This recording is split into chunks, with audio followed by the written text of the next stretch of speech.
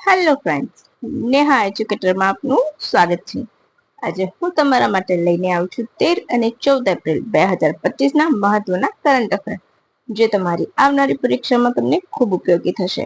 પરંતુ એ પહેલા એક રિક્વેસ્ટ કે વિડીયોની શરૂઆતથી લઈને અંત સુધી જરૂરથી જોજો, નહીંતર તમે ઘણું બધું મિસ કરી દેશો. રાઈટ? તો વિડીયોને લાઈક પણ કરજો, શેર પણ કરજો, એ પણ રિક્વેસ્ટ. મારી ચેનલ સબસ્ક્રાઇબ ના કરી હોય તો સબસ્ક્રાઇબ કરજો, જેથી કરીને આવનારા વિડીયો અંગે તમને માહિતી મળી રહે. અને હા, મેં અત્યારે શરૂ કરી છે સ્ટેટિક જીકે, જે તમને 1 માર્ક આપવામાં ખૂબ મદદરૂપ થશે, કારણ કે ઘણી વખત એવા પ્રશ્નો પૂછાતા જ હોય છે. 1 માર્ક્સમાં જોડકાના સ્વરૂપે પૂછાઈ જાય છે કે વન લાઇનર તરીકે પણ પૂછાય છે. પરંતુ જ્યારે પૂછાય છે ત્યારે આપણને નથી આવડતું. પરંતુ જો અમે જોશો ને તો 12 મિનિટમાં તમારે એ માર્ક કન્ફર્મ થઈ જશે ને રિવાઇઝ થઈ જશે. તો તમે એ સિરીઝ જોતા પણ રહેજો અને એને લાઈક પણ કરતા રહેજો, અને સબસ્ક્રાઇબ પણ કરજો ના કર્યું હોય તો. અને હા ફ્રેન્ડ્સ, તમને ફરીથી એક વિનંતી છે કે જો તમે 20મી એપ્રિલે જીપીએસસી ક્લાસ 1 ની પરીક્ષામાં બેસવાના હોય તો એક વખત લાસ્ટ 6 મંથનો વિડીયો મેં બનાવ્યો છે. એના 2 પાર્ટ છે, એ જોઈને તમે જરૂરથી જોજો, કારણ કે એમાંથી જ પ્રશ્ન આવશે એની હું તમને ગેરંટી આપું છું. મેં બહુ જ મસ્ત રીતે અલગ પ્રશ્નો તારવ્યા છે ને બહુ ડિટેલ સાથે કરાવ્યું છે. એકદમ મસ્ત મજાની ડિટેલ માહિતી, એમાં જેટલો સાંસ્કૃતિક વારસો છે, સાયન્સ છે, રમત ગમત છે, આપણા જે પણ જીપીએસસી ના ટોપિક છે ને એ બધા જ મેં એમાં આવરી લીધા છે. એઝ અ કરંટ અફેર અને એનું જીકે, એ બધું જ મેં અંદર આવરીને તમને મસ્ત રીતે કરાવ્યું છે. ખરેખર તમે જોશો ને તો તમને ખૂબ મદદરૂપ થશે, અને નહીં જોવો તો તમને ગેરફાયદો થશે. એટલું તો હું તમને ગેરંટીથી કહી શકું છું. 2 ભાગ છે મસ્ત મજાના, તો તમે એક વખત ત્યાં જઈને જોજો. મારી ચેનલ પર તમને લાસ્ટ 6 મંથનું કરંટ અફેરની મળી જશે એમાં, બરાબર છે? પહેલા ભાગ 1 જોજો અને પછી ભાગ 2 જોજો, જેથી કરીને તમને મજા આવશે. ખરું ને ફ્રેન્ડ્સ? તો ચાલો હવે આજનું શરૂ કરીશું, બિલકુલ પણ ટાઈમ વેસ્ટ કર્યા વગર.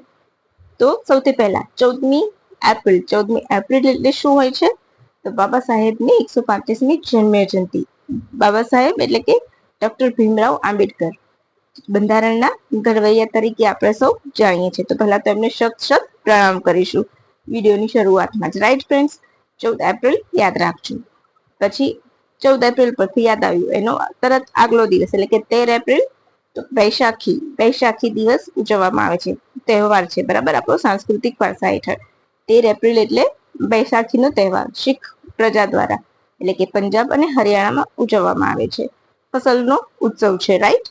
તો તમને એ પણ ખબર હશે કે એનું બીજું નામ શું છે. બીજા રાજ્યોમાં એ પુથાંડુ બોહાંગ બિહુ તરીકે ઓળખાય છે, બરાબર છે? તો એ પણ યાદ રાખજો.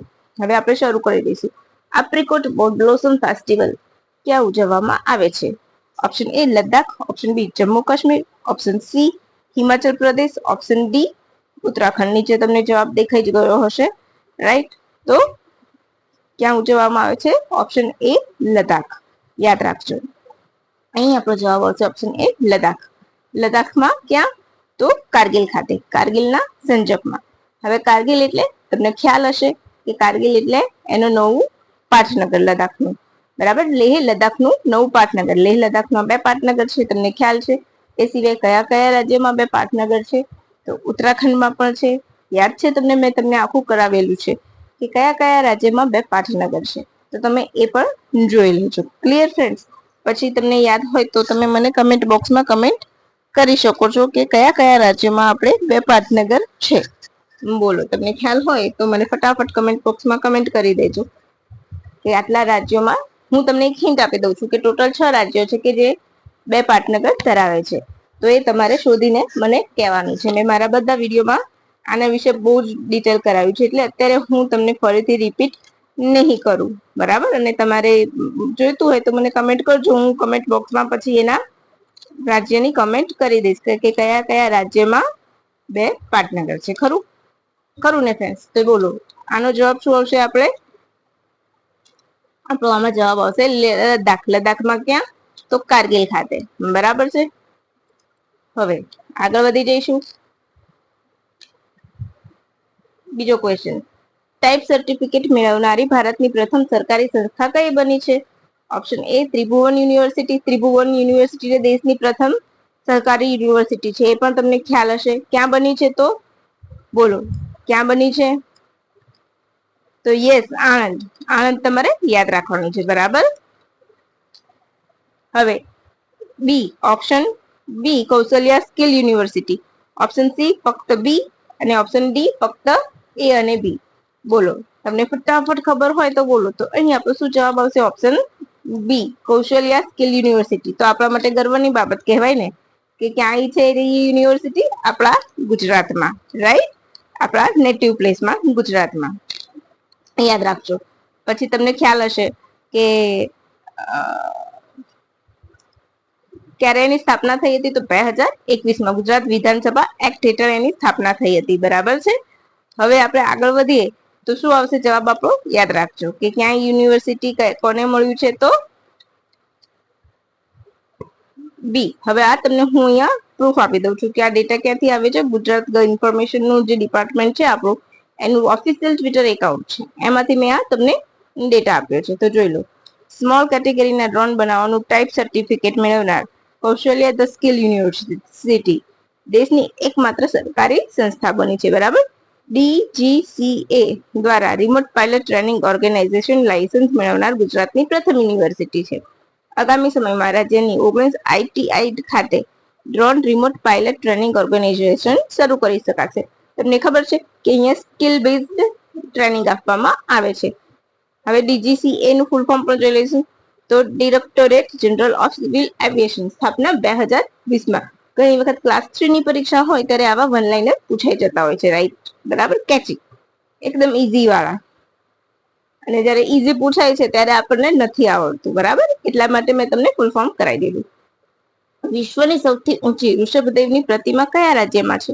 બોલો ઋષભદેવની ઊંચી પ્રતિમા કયા રાજ્યમાં છે? તમને ખ્યાલ હોય તો મને કમેન્ટ કરી શકો છો.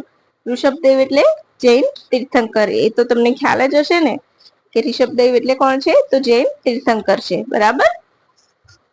પ્રથમ કયા જૈનોના પ્રથમ જૈન તીર્થંકર છે. એમનું બીજું નામ શું છે? તો આદિનાથ છે. તમને ખ્યાલ હશે કે ઋગ્વેદમાં પણ તેમનો ઉલ્લેખ છે અને તેમનું લાંછન, આપણે જે પ્રતિક કહે છે, લાંછન પણ કહેવાય છે ને ઘણી વખત પ્રતિકના બદલે લાંછન શબ્દ યુઝ કરી લે છે. તો શું આવશે એમનું લાંછન? વૃષભ છે, બરાબર. આ ઓરલી મને યાદ આવ્યું એટલે મેં કહી દીધું.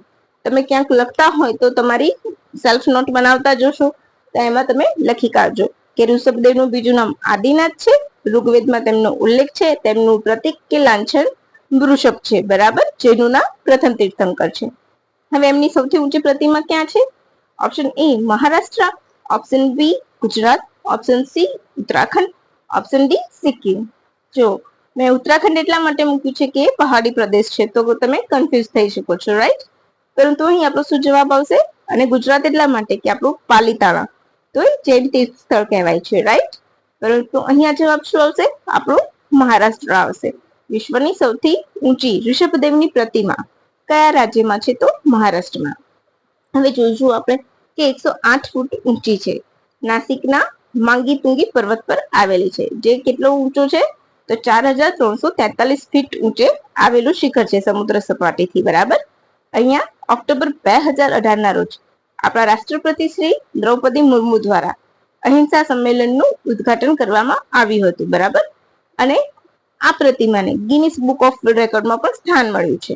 તો આ પહેલા કોનું હતું પ્રથમ સ્થાન? તો તમને સૌને ખ્યાલ હશે શ્રવણ બેલગોડા ખાતે ભગવાન બાહુબલીની પ્રતિમા છે, જે સૌથી ઊંચી જૈન પ્રતિમામાં સ્થાન ધરાવતું હતું. હવે તે જૈન પ્રતિમા તરીકે બીજા નંબરે આવી છે. અચ્છા, વિશ્વની તો તમને ખબર જ હશે સ્ટેચ્યુ ઓફ યુનિટી. હવે નીચેનામાંથી કઈ વ્યક્તિ ટ્રી મેન ઓફ ઇન્ડિયા તરીકે જાણીતી છે? બહુ જ મસ્ત મજાનો પ્રશ્ન છે. કદાચ તમે સાંભળ્યું હશે કે નહીં, મને નથી ખ્યાલ.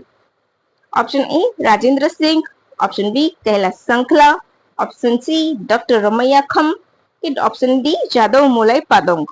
બોલો. આ બહુ જ મસ્ત મજાનો ક્વેશ્ચન છે. મે બી કે અત્યારે આવનારી જીપીએસસી ની પરીક્ષામાં પણ પૂછાઈ શકાય છે, કારણ કે આ એક શું છે? જીકે છે, રાઈટ. કરંટ ની સાથે એક જીકે પણ બની ગયું છે એટલે. તો અહીંયા શું આવશે આપણો જવાબ? ઓપ્શન આવશે સી ડોક્ટર રમૈયા ખમ. તાજેતરમાં જ તેમનું નિધન થયું છે, બરાબર, એટલા માટે એમણે ચર્ચામાં આવ્યો છે. તેલંગાણાના વતની હતા. તેમને 2017માં પદ્મશ્રી મળ્યો હતો. એમના જીવનકાળ દરમિયાન એમણે 1 કરોડથી વધુ વૃક્ષો વાવ્યા છે, બરાબર, એટલા માટે તેઓ જાણીતા છે. હવે મેં બીજા ઓપ્શન આપ્યા છે. તો રાજેન્દ્ર સિંહ એટલે waterman of India, Kailash Sankhla tiger man of India અને મોલાઈ પાતોંગ એટલે ફોરેસ્ટ મેન ઓફ ઇન્ડિયા તરીકે જાણીતા છે, બરાબર છે. એટલું તમારે યાદ રાખવાનું છે. Most important question one liner માટે, જસ્ટિસ અરુણ પલ્લી કયા રાજ્ય અથવા કેન્દ્ર શાસિત પ્રદેશની હાઈકોર્ટના મુખ્ય જજ તરીકે નિમણૂક પામ્યા છે? Option A Punjab, option B Ladakh, option C Himachal Pradesh, option D Gujarat. બોલો.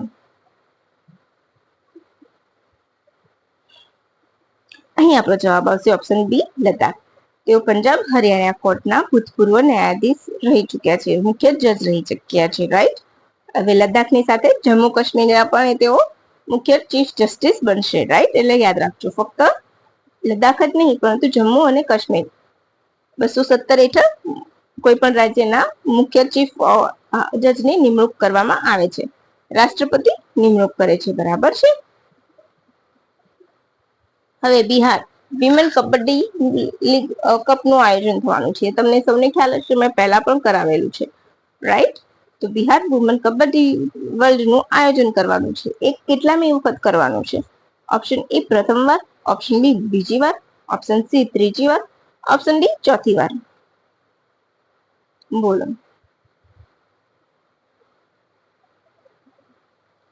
તો અહીં આપણો જવાબ આવશે ઓપ્શન બી બીજી વાર. શું આવશે? ઓપ્શન બી બીજી વાર તેઓ બિહાર વિમેન કબડ્ડી વર્લ્ડ કપનું આયોજન કરશે. 1 જૂનથી 10 જૂન સુધી એ યોજાશે. ક્યાં? તો બિહારના રાજગીરમાં. આ પહેલા આયોજન થયેલું છે, યસ. બીજી વાર છે તો પ્રથમ વાર થયું જશે. તો ક્યાં? તો બિહારમાં 2012માં થયું હતું, યાદ રાખજો. આ વખતે કેટલી ટીમો ભાગ લેશે? 14. ટીમના નામ હું બોલું છું, યાદ રાખજો. અચ્છા, ભારતીય મહિલા ટીમના કેપ્ટન કોણ છે? તો સોનાલી વિષ્ણુ, યાદ રાખજો. હવે 14 ટીમો આપણે જોઈશું. Bharat, Iran, Bangladesh, Netherland, Japan, Poland, Uganda, Kenya, Hungary, Thailand, Nepal, Germany અને આર્જેન્ટિના. આ 14 દેશો તમારે યાદ રાખવાના છે. જીપીએસસીમાં પૂછાઈ શકે છે કે નીચેનામાંથી કયો દેશ ભાગ નહીં લે, રાઈટ. હવે નીચે હું તમને ડાર્ક કરીને જવાબ તો આપું છું. હવે મોસ્ટ ઇમ્પોર્ટન્ટ, ચિત્રલેખા મેગેઝિનના કેટલા વર્ષ પૂર્ણ થયા? Option A 75, option B 50, option C 70, option D 60. બોલો. તમને ખ્યાલ હોય તો ફટાફટ બિલકુલ બી વેસ્ટ કર્યા વગર ટાઈમ કમેન્ટ કરો. તમને સૌને ખ્યાલ જ હશે આ જવાબ તો, રાઈટ, કે શું આવી શકે છે. ચલો હું તમને કહી દઉં છું. 75 વર્ષ પૂર્ણ થયા છે, બરાબર છે. હાલમાં જ એના 75 વર્ષ પૂર્ણ થયા. એનું મુખ્ય મથક ક્યાં છે? ક્યાંથી પ્રિન્ટ થાય છે? તો મુંબઈથી, બરાબર. હાલમાં અમિત શાહે તેના 75 વર્ષ પૂરા થયા તો ત્યાં ભાગ લીધો હતો. તો સ્થાપના ક્યારે થઈ હતી? 1950, વજુભાઈ કોટક દ્વારા, બરાબર છે.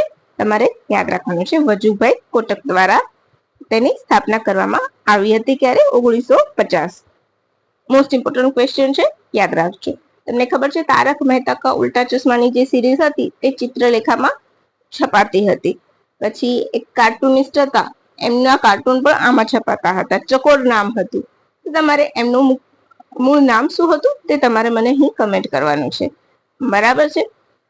હવે તમને ખબર છે આના સિવાય 1855માં બુદ્ધિ પ્રકાશ નામનું મેગેઝિન છપાતું હતું ગુજરાત સાહિત્ય પરિષદ દ્વારા. એ સિવાય નાનાલાલનું સત્ય વિહાર, ગાંધીજીનું નવજીવન, રાઈટ, એ બધા મુખ્ય મેગેઝિન હતા. એ પણ તમારે યાદ રાખવાનું છે.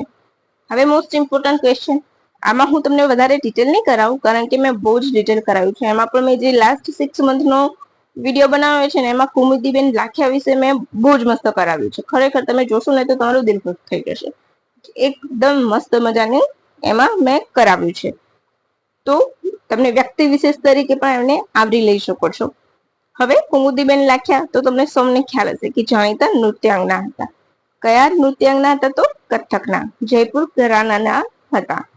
તેમને હમણાં જ એટલે કે 2025માં જ પદ્મ વિભૂષણ મળેલું છે, રાઈટ? એટલા માટે કયો એવોર્ડ મળેલો છે? પદ્મ વિભૂષણ. એટલે એમને પદ્મની 3 મળેલા છે, પદ્મશ્રી, પદ્મભૂષણ અને પદ્મ વિભૂષણ. એ સિવાય સંગીત નાટ્ય કલા એકેડમી એવોર્ડ, કાલિદાસ સન્માન જેવા મળેલા છે. 1967માં કદમ સ્કૂલ ઓફ ડાન્સ એન્ડ મ્યુઝિકની સ્થાપના કરી હતી, એટલા માટે ઇમ્પોર્ટન્ટ છે, રાઈટ? હવે તાજેતરમાં જાણીતા સ્પોર્ટ્સમેન હરિદત્ત કાપડીનું નિધન થયું. તેઓ કયા ક્ષેત્રના ખેલાડી હતા? હાલમાં જ નિધન થયું છે, એટલે ઘણી વખત તમને સીધો પૂછી શકે હરિદત્ત કાપડી કયા ક્ષેત્રે જાણીતા હતા, અથવા તો તે કઈ રમતના ખેલાડી હતા, તમને સીધું એમ પૂછી શકે છે, રાઈટ? તો option A football, option B volleyball, option C cricket, option D hockey. આપણે મોટા ભાગની ફેમસ રમત છે ક્રિકેટ, એનું ઓપ્શન તો તમને બધે જોવા મળશે, પરંતુ દરેક વ્યક્તિ ક્રિકેટની ખેલાડી નથી હોતી, રાઈટ? અહીંયા હશે આપણો જવાબ બી, વોલીબોલના ખેલાડી હતા. હરિદત્ત કાપડી ઇક્વલ ટુ વોલીબોલ. કેમ ચર્ચામાં હતા? તો હાલમાં નિધન થયું એટલે 1969માં તેમને અર્જુન એવોર્ડ મળ્યો હતો. કેમ? તો એ જ વખતે તેઓ આપણા વોલીબોલની ભારતીય ટીમને એશિયામાં 7માંથી 4થા ક્રમે લઈને આવ્યા હતા, એટલે ક્લિયર ફ્રેન્ડ્સ? તમે એવું લાગતું હોય ને કે હું મહેનત કરું છું અને મસ્ત તમને કરંટ અફેર આપું છું, તો પ્લીઝ એક વખત વિડીયોને લાઈક જરૂરથી કરજો અને કમેન્ટ પણ કરજો, તો મને પણ ગમશે, રાઈટ? લાઈક કરવામાં કંજૂસાઈ ના કરો. ઘણી વખત તમારી લાઈક ને બીજાને ઘણું બધું આપી શકતી હોય છે. એક લાઈક કરવાથી મને પણ ઇન્સ્પિરેશન મળશે કે ના, મારા વિદ્યાર્થી મિત્રોને મારો વિડીયો પસંદ જરૂર આવી રહ્યો છે. સો પ્લીઝ એક like. Mohun Bagan super league કોણે જીતી? Option A Bengaluru, option B Paschim Bangal, option C super giant, option D એક પણ નહીં. મોહન બાગાન સુપર લીગ એટલે ફૂટબોલની સૌથી જૂની સંસ્થા છે, રાઈટ? તો કોણે જીત્યું હતું? તો ઓપ્શન સી સુપર જાયન્ટ. હું તમારો આમાં ટાઈમ નહીં લઉં, આ બહુ ઇમ્પોર્ટન્ટ છે અને વન લાઇનર તરીકે પૂછાઈ શકે છે. હવે થોડાક ઇમ્પોર્ટન્ટ પોઈન્ટ જોઈ લઈશું આપણે. આદિવાસી સમાજ અને સંસ્કૃતિ માટે પ્રોત્સાહક કામગીરી કરનાર પ્રોફેસર શ્રી મધુકર પડવી અને પ્રોફેસર સત્તુપતિ પ્રસન્ના શ્રીને રત્નસિંહજી, સોરી મહિલા લખાઈ ગયું છે, મેમોરિયલ જ આવશે, બરાબર? અહીંયા હું પીડીએફ જ્યારે ડાઉનલોડ કરીશ તમારા માટે ત્યારે હું હટાવી લઈશ. રત્નસિંહજી મહિડા મેમોરિયલ એવોર્ડ, બરાબર? કયો આવશે? રત્નસિંહજી મહિડા મેમોરિયલ એવોર્ડ. મારા બોલવા ઉપર ધ્યાન આપજો, લખવા ઉપર નહીં, બરાબર? હું જે બોલી રહી છું એને તમે યાદ રાખજો કે રત્નસિંહજી મહિડા મેમોરિયલ એવોર્ડ. ક્યારેક ટાઈપિંગ મિસ્ટેક થઈ જતી હોય છે, રાઈટ ફ્રેન્ડ્સ? આ એવોર્ડ નર્મદામાં ક્યાં આપવામાં આવ્યો હતો? તો નર્મદાના રાજપીપળા ખાતે. કોના હસ્તે? તો ગુજરાતના મુખ્યમંત્રી ભૂપેન્દ્રભાઈ પટેલના હસ્તે પ્રથમવાર આ એવોર્ડ આપવામાં આવ્યો છે, એટલા માટે ઇમ્પોર્ટન્ટ છે, રાઈટ? પ્રથમવાર તો તમે ના કહી શકો, પરંતુ આ એવોર્ડ આપવામાં આવ્યો છે. ને આ વર્ષે કોને મળ્યો છે? તો બોલો, મધુકર પડવી અને Sattupati Prasanna. Ratnasinhji Mahida memorial award. Clear થઈ ગયું? ભારત અને આફ્રિકા મેરીટાઈમ પાર્ટનરશિપ હેઠળ બહુપક્ષીય એક્સરસાઇઝ યોજાય, જેમાં કોમોરોડ, જીબુતી, કેન્યા, માડાગાસ્કર, મોરિશિયસ, મોઝામ્બિક, સેશલ્સ, દક્ષિણ આફ્રિકા અને તાંજાનિયા ભાગ લેશે. તાંજાનિયા અને ભારત યજમાન છે. 13 થી 18 સુધી ચાલશે. 18 એપ્રિલ એટલે તમારે યાદ રાખવાનું છે. 13 એપ્રિલ એટલે બૈસાખી દિવસ, 14 એપ્રિલ બાબા સાહેબની જન્મ જયંતિ અને 18મી એપ્રિલ શું આવે છે એ તમારે મને કહેવાનું છે. જેમાં ભારત તરફથી આઈએનએસ ચેન્નઈ અને આઈએનએસ કાવેરીએ ભાગ લીધો. એ સિવાય કેરળ અને તમિલનાડુ દ્વારા નીલગિરી તહર સ્ટેશન શરૂ કરાયું, જે 3 દિવસ ચાલશે, 24 થી 27 એપ્રિલ સુધી. હવે તમને ખ્યાલ છે કે નીલગિરી તહર એ એક પશુ છે, કેરળ અને તમિલનાડુનું રાજ્ય પક્ષી પણ છે, અરે સોરી રાજ્ય પ્રાણી પણ છે. પક્ષી ના કહેવાય, પ્રાણી કહેવાય, રાઈટ? તો બસ ફ્રેન્ડ્સ, તમને ગમતું હોય મારા વિડીયો તો પ્લીઝ મારી ચેનલને લાઈક કરજો, શેર કરજો, સબસ્ક્રાઇબ કરજો, વિડીયોને લાઈક કરજો, તમારા બીજા દોસ્તોને પણ રેકમેન્ડેશન કરજો કે નેહા એજ્યુકેટર પર સબસ્ક્રિપ્શન લઈ લે, નહીં તો તમે ખરેખર રહી જશો મસ્ત મજાની માહિતીથી. બરાબર છે ફ્રેન્ડ્સ? તો આજ માટે ફક્ત આપણે આટલું જ રાખીશું. કાલે ફરીથી મસ્ત મજાની નવી માહિતી સાથે આપણે ફરી મળીશું. ઓકે ફ્રેન્ડ્સ, તો thank you for watching my video and bye. Have a good day friend.